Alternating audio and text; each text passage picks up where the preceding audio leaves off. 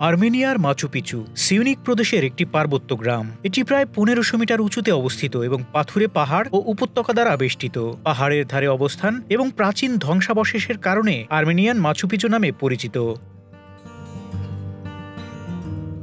সমুদ্র পৃষ্ঠ থেকে ১৫০০ মিটার উঁচু পাহাড়ের উপর অবস্থিত পরিত্যক্ত বাড়ি এবং ভবনগুলো এক সময়ের জনবসতির প্রমাণ বহন করে। ইতিহাসবিদরা বিশ্বাস করেন এই বসতিটি খ্রিস্টপূর্ব ২য় শতাব্দীর, যাকে আর্মেনিয়ার প্রাচীনতম বসতি মনে করা হয়।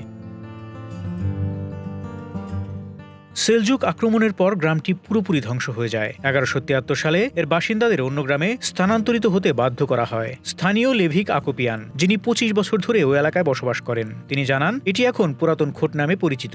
১৮২৬ সালে পারস্যরা আর্মেনিয়া জয় করে, কিন্তু রাশিয়ান সেনাবাহিনী এসে পুরাতন খোটকে পারস্যদের হাত থেকে মুক্ত করে। এরপর আর্মেনিয়া রাশিয়ার অংশ হয়ে যায়। ১৮২৬ থেকে ১৯১৭ সাল পর্যন্ত গ্রামটি রাশিয়ার অংশ ছিল বলে জানান তিনি।